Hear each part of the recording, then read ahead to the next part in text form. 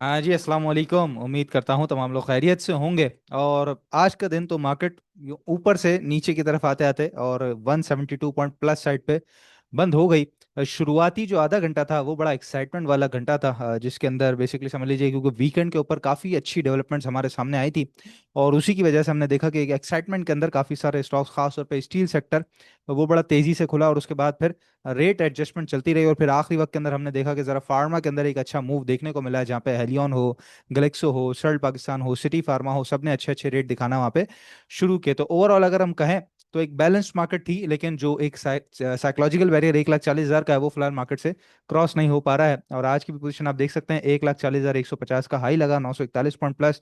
और उसके बाद एक टाइम पे 11 पॉइंट माइनस भी हुए थे और फिर 172 प्लस साइड पे मार्केट बंद हुई है। व्हील के अंदर आप देख सकते हैं मार्केट का जो कमर्शियल बैंक सेक्टर है वो सारा का सारा आज नेगेटिव साइड के ऊपर आपको नजर आता है। UBL, Meezan bank, bank Al Habib, bank Alfalah, HBL, MCB, इसके अलावा national bank, ABL, bank Al Habib, HMB, Faysal bank, Askari bank, सारे के सारा जो है वो बैंकिंग सेक्टर ने आज पॉइंट्स नीचे की तरफ ड्रैग किए हैं। इसके अलावा सीमेंट सेक्टर के अंदर एक अच्छा मूव देखने में आया, चाहे फौजी सीमेंट हो, चाहे लकी सीमेंट हो, मैपल लीफ हो, डीजी खान हो, सब ने अच्छे पॉइंट्स ऐड किए। तो लकी सीमेंट है, सिस्टम्स है, फातिमा ब्रेकआउट दे दिया है, पीएसओ, साजगर इंजीनियरिंग जी जबरदस्त खबर लगी हुई है। इसके अलावा गैलेक्सो और सर्ल में आपको बता रहा था अभी, Atlas Honda 150 CC bike launch की है तो उसकी वजह से इसके अंदर पॉइंट्स थे। एफएफसी भी कल रिजल्ट है जी, बड़ा एक इंपॉर्टेंट हफ्ता अब यहाँ से शुरू होने जा रहा है, बल्कि शुरू हो चुका है। जिसके अंदर पहले तो इंडेक्स की बात कर लूँ और फिर इंपॉर्टेंट हफ्ता क्यों है वो मैं जरा आपको बताता हूँ। तो इंडेक्स के अंदर पोजीशन एक, तो हम पुराना ये अपना चैनल यहाँ से लेके चल रहे थे, तो उसको तो फिलहाल मैंने फारिग किया क्योंकि उसके बाद मार्केट यहाँ पे ऊपर जाने के बाद साइडवेज चले गई थी, तो वो चैनल हमारा यहाँ से टूट चुका था ऑलरेडी, तो उस चैनल को तो हमने फिर खत्म किया। उसके बाद अब ये नया चैनल जो बना है इसके अंदर ये एक बॉटम है हमारे पास, बॉटम से उठ के टॉप टॉप टॉप यहाँ पे मिलते हैं, और उसके बाद बॉटम, फिर बॉटम से उठी मार्केट, फिर बॉटम से उठी और फिर जुम्मे को बॉटम से उठी, और आज भी अगर हम देखें तो ऊपर जाने के बाद इसी बॉटम पे टकरा के विद वॉल्यूम जो है वो जरा सा वापस आई है। तो चैनल यहाँ पे कुछ एक अच्छा बन रहा है कि जहाँ पर मार्केट ऑलमोस्ट बॉटम के ऊपर ही पिछले 2 दिन से 3 दिन से ट्रेड कर रही है। यहाँ से एक जंप सिर्फ और सिर्फ 1,40 से ऊपर ऊपर चाहिए, तो मार्केट जो है वो इवेंचुअली जो टारगेट करेगी वो 141 142 को टारगेट करके चलेगी। अच्छा, एक जो कंसर्निंग बात है मार्केट के अंदर वो ये है कि मार्केट ने अपना ये हाई लगा दिया 1,40,585 का, ठीक है। उसके बाद जो अगला हाई लगा है वो लगा है 1,40,202, और आज जो मार्केट ने हाई लगाया है वो लगा है 1,40,150 का। तो फिलहाल इंडेक्स के अंदर भी नया हाई नहीं लग रहा, पिछले हफ्ते से लेके अभी तक की अगर मैं बात करूं तो नया हाई भी नहीं लग रहा। तो बहुत इंपॉर्टेंट है 1,40,000 को क्रॉस करके सस्टेन करना, तो ही मार्केट ऊपर की तरफ बढ़ेगी। फिलहाल अपने कंसोलिडेशन बॉक्स के अंदर ट्रेड कर रही है, जहां पे जो बॉटम है वो 1,38,500 का है और 1,37,700 पिछले डेढ़ हफ्ते से बता रहे हैं आपको। ये टूटेगा तो जो स्ट्रक्चर है वो थोड़ा सा यहाँ पे तब्दील होकर थोड़ा सा करेक्शन मजीद यहाँ पे ले सकता है। तो ये जी पूरी की पूरी सूरत हाल है। और इंपॉर्टेंट हफ्ता जो मैं आपको कह रहा हूँ वो किस वजह से है। सबसे पहले तो देखेंगे कल का दिन खास तौर पर बहुत इंपॉर्टेंट है, क्योंकि कल 10 बजे ईफट की और 11 बजे जो है एफएफसी की बोर्ड मीटिंग है। तो ये वो दो स्टॉक्स हैं जो कि मार्केट का आप समझ लीजिए कि या पांचा पलट सकते हैं पूरा। इनके पॉइंट्स ऐड भी हो सकते हैं। ऑफ कोर्स ये बात है, अगर रिजल्ट बेहतर आया तो आप इनके अंदर ही इंटरेस्ट देखेंगे, जिसकी वजह से खासतौर पर हमारा जो KC 100 है वो बड़ी स्पीड से बढ़ेगा। और अगर रिजल्ट एक्सपेक्टेशंस के मुताबिक ना आया या फिर पे आउट एक्सपेक्टेशंस के मुताबिक ना किया तो फिर उसके बाद भी हम देख सकेंगे कि मार्केट के अंदर पॉइंट्स के कंस्ट्रक्ट जो है वो हमें रहेगा। साथ ही एक और बात जो आ रही है कि एफएफसी की जो बुक है वो खास तौर पे जितने बड़े रिसर्च हाउसेज हैं वो सब लोग जो है वो नजर ताक के बैठे हुए हैं कि बुक हमारे सामने आ जाए, क्योंकि उस बुक के अंदर डेट टू इक्विटी रेशियो और बाकी चीजें देखनी है कि अगर तो एफएफसी शरिया कंप्लाइंट हो गया तो फिर आप समझिएगा कि एफएफसी ने एक नया दौर यहां से शुरू करना है और उसके बाद वो इंडेक्स को खींचेगा ऊपर की तरफ। तो होपफुल रहना चाहिए मार्केट में इसी वजह से कि रिजल्ट सीजन जो है वो मार्केट के अंदर एक अच्छे झूले आपको दे सकता है up and down. Of course ये बात है, खासतौर पर आपने जो नजर रखनी है वो तो अपने स्टॉक्स के ऊपर ही रखनी है, लेकिन अब जाहिर है कि इंडेक्स का ब्रेकआउट भी एक इंपॉर्टेंट लेवल बन चुका है 1,40,000 का। तो खैर ये जी सारी की सारी सूरत हाल है। तो ये एक हो गई इंपॉर्टेंट कड़ी जो कि मैंने आपको बताया एफएफसी और ईफर्ट का रिजल्ट। उसके बाद जो अगली चीजें हैं उसके अंदर अगर हम बात कर लें तो ये एक सबसे इंपॉर्टेंट चीज है कि यूएस के साथ जो ट्रेड डील हमारा होने जा रही है। तो इसहाक डार साहब इस वक्त जो है वो वॉशिंगटन डीसी में मौजूद है, और टाइमलाइन तो खैर वॉशिंगटन की तरफ से कोई नहीं दी गई है, बट इसहाक डार साहब कहते हैं कि कुछ दिन जो है वो अब यहाँ पे बाकी हैं कि जहाँ पर हम विद इन डेज, इन्होंने कहा कि coming come in with in days तो ट्रेड डील जो है वो हमारी क्लोज हो जाएगी। तो अगर ये हो जाता है तो एक बहुत बहुत ही ज्यादा पाकिस्तान की मईशत के लिए एक बूस्टिंग डेवलपमेंट ये इंशाल्लाह ताला होगी। होगी। इसके अलावा जी housing finance subsidy scheme approve कर दी गई है और स्टील सेक्टर के रिवाइवल प्लान को भी ओके कर दिया है ईसीसी ने। इसी की वजह से आज हमने देखा, चाहे आईएसएल हो, आईएनआईएल हो, मुगल हो, इत्तेफाक हो, आयशा स्टील हो, जितने भी स्टील सेक्टर के स्टॉक्स हैं सब में एक अच्छा और तगड़ा जंप देखा गया, बड़े वॉल्यूम्स देखे गए। तो स्टील सेक्टर के रिलेटेड पिछले हफ्ते भी एक अच्छी खबर मैंने आपको बताई थी, और अब ये वीकेंड के ऊपर ही खबर आई है जो कि काफी ज्यादा तगड़ी है, तो इसको भी बिल्कुल नजर में रखना। इसके अलावा दूसरी बड़ी डेवलपमेंट जिसके बारे में बात कर रहा हूँ कि ये हफ्ता इंपॉर्टेंट है, एक तो कल के दिन की बात हो गई, फिर अब परसों के दिन पे चलते हैं यानी कि वेंसडे पे। तो फिर यहाँ पर आप देख सकते हैं कि 6 month KIBOR falls to lowest level in over 3 years. 3 साल के लोएस्ट के ऊपर पहुंच चुका है 6 मंथ का हमारा काइबोर, ठीक है। और इसके अलावा प्रॉफिट रेट जो है वो नेशनल सेविंग स्कीम्स के ऊपर भी गवर्नमेंट ने गिरा दिए हैं। अब इसको चलते, इसको देखते जो मार्केट में अब एक्सपेक्टेशंस की जा रही है मॉनेटरी पॉलिसी जो कि बुध वाले दिन है कि 50 बेसिस पॉइंट कम हो सकते हैं, तो वो भी अगर हो जाता है तो वो भी इंशाल्लाह ताला मार्केट के लिए एक बेहतर खबर होगी। तो एक इंपॉर्टेंट चीज ये है इस हफ्ते के अंदर, एक तो सबसे पहले एफएफसी इफट का रिजल्ट, दूसरी इंपॉर्टेंट चीज है हमारा इंटरेस्ट रेट, अगर ये कम हो जाता है तो ये भी एक बहुत अच्छी बात होगी। इसके अलावा तीसरी इंपॉर्टेंट चीज वो ये है कि government ready to slash circular debt to 561 billion rupees. आज ये खबर आई है 10:44 पे, और इसी की वजह से हम सुबह सुबह देख रहे थे ओजीडी सीपीपीएल खास तौर पर, और इसके अलावा पीएसओ और एसएनजीपी, इनके अंदर काफी तगड़े वॉल्यूम्स और अप एंड डाउन काफी अच्छा नजर आ रहा था। हाँ, आज फिर भी एसएनजीपी और पीएसओ जो है वो अपना ब्रेकआउट नहीं दे पाया, ओजीडीसी और पीपीएल का तो ब्रेकआउट अभी फिलहाल दूर है, आज जो रेट आया था उससे नहीं है। तो खैर ये खबर के अंदर भी अगर हम बात करें, the amount will be released this week और next and will be used by the central power purchasing agency. और ये अमाउंट जो है ये 561 अरब रुपए की जो अमाउंट है ये जो रिलीज होगी, ये रिलीज होगी इसी हफ्ते या अगले हफ्ते। तो अगर इसी हफ्ते हो जाती है तो भी ये थर्ड इंपॉर्टेंट डेवलपमेंट है जो इस हफ्ते मोस्ट प्रोबेबली आप समझ लीजिए कि जो 1,40,000 है उसको क्रॉस करवा सकती है। तो एक तो ये है कि मार्केट का पूरा सेंटीमेंट इंटरेस्ट रेट की वजह से बिल्ट हो, तो तमाम के तमाम सेक्टर जो है अपलिफ्ट करे और 140 क्रॉस हो। दूसरी बात यह है कि एफएफसी और रिफट में से किसी का भी रिजल्ट या फिर शरिया कंप्लाइंट वाली बात, तो वो 1,40 को क्रॉस करवाए। और तीसरी बात यह है कि सर्कुलर डेट अगर रिजॉल्व होता है, ऑल ये जो है वो हमारा पावर सेक्टर का है, लेकिन इसके अलावा जब एक चीज हो जाएगी तो गैस सर्कुलर डेट के लिए भी जो है वो उम्मीदें बन जाएंगी, तो वो फिर हमारा जो गैस सेक्टर है, ऑयल एंड गैस सेक्टर या ऑयल सेक्टर पूरा का पूरा, फिर वो एक बूस्टअप देगा। तो अच्छे बड़े सेक्टर जो हैं वो इस वक्त खबरों की जीनत बने हुए हैं, जिसकी वजह से मोस्ट प्रोबेबली 1,40 क्रॉस हो सकता है। लेकिन अगर 140 क्रॉस ना भी हुआ तो मार्केट साइडवेज को कंटिन्यू की कर सकती है। फिलहाल करेक्शन की जगह अभी, बड़ी करेक्शन की जगह मैं कह सकता हूं कि नजर नहीं आती, छोटी मोटी इंट्राडे की जिस तरह आज हुई वो तो चलती रहेगी, लेकिन साइडवेज यहां से कंटिन्यू हो सकता है।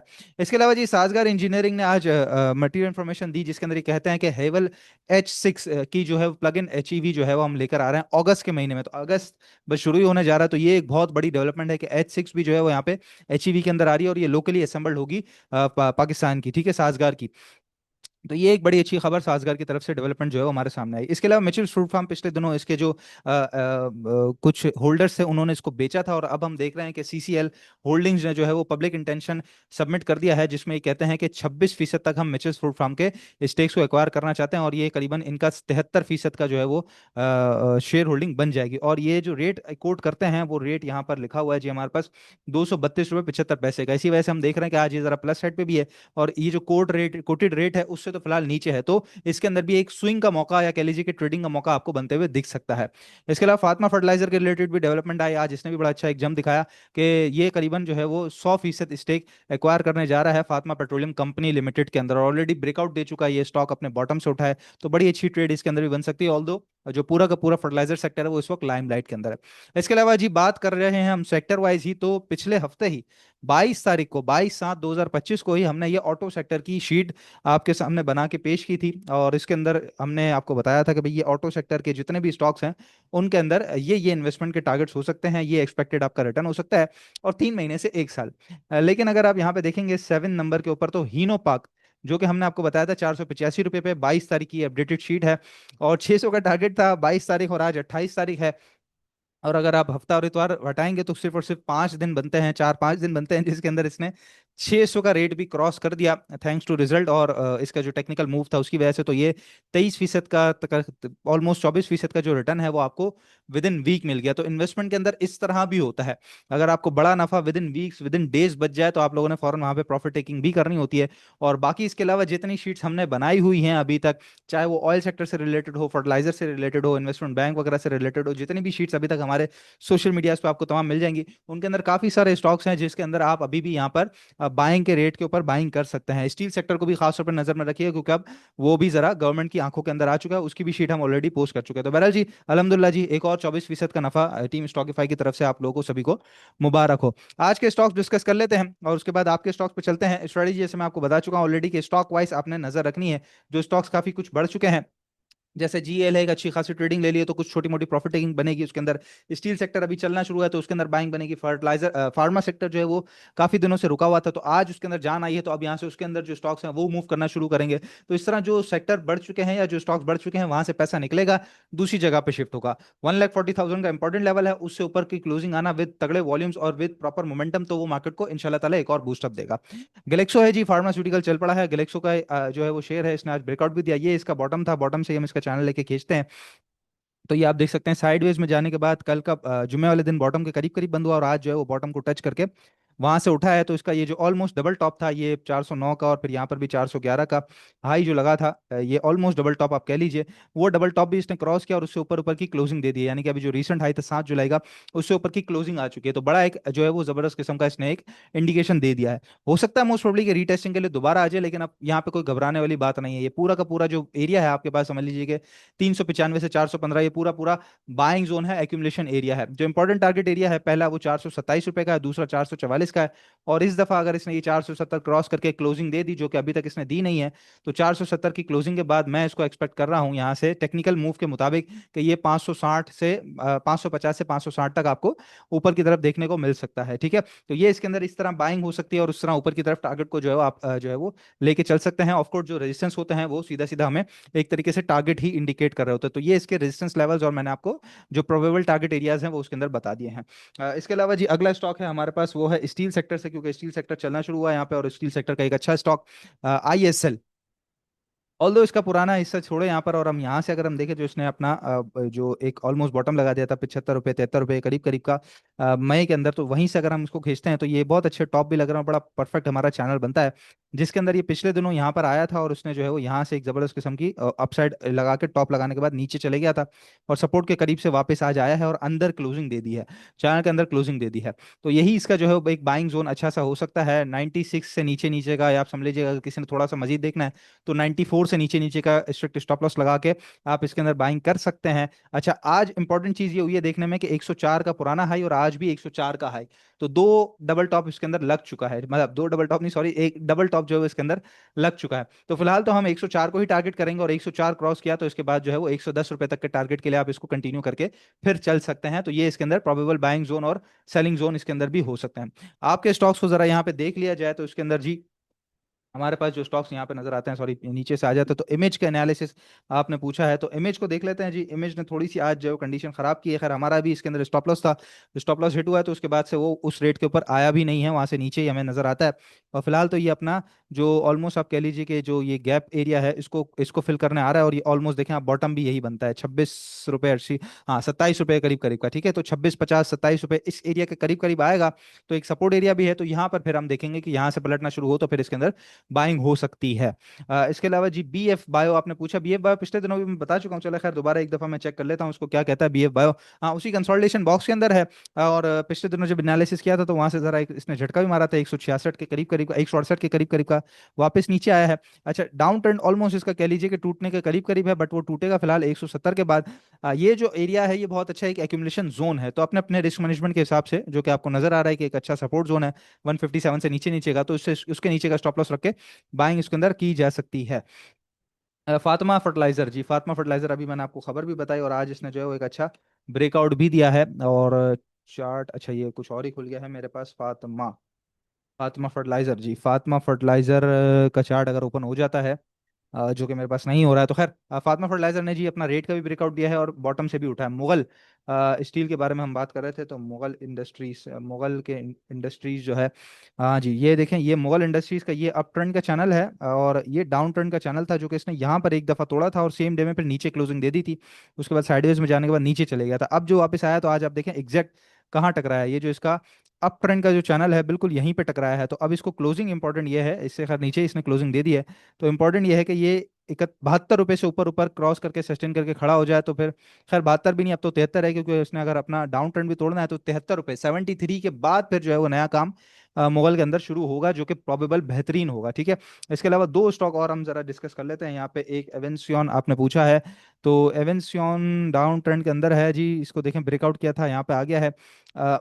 50 रुपए का एक बहुत इंपॉर्टेंट सपोर्ट एरिया था, उसको फिलहाल तोड़ चुका है। मैं समझता हूँ अब ये रेजिस्टेंस जो है 50 रुपए का, इससे ऊपर आना चाहिए, तो फिर आप इसको 53 रुपए 50 पैसे 40 पैसे तक कंटिन्यू करके चल सकते हैं। फिलहाल मैं समझता हूँ इसको इग्नोर करना चाहिए, इंतजार करें 50 रुपए से ऊपर आने का। इसके अलावा आप पूछ रहे हैं पीआईबीटीएल, आखिरी देख लेते हैं जी पीआईबीटीएल को हम, और फिर वीडियो इंशाल्लाह ताला हमारी जो है वो कंक्लूड करते हैं हम।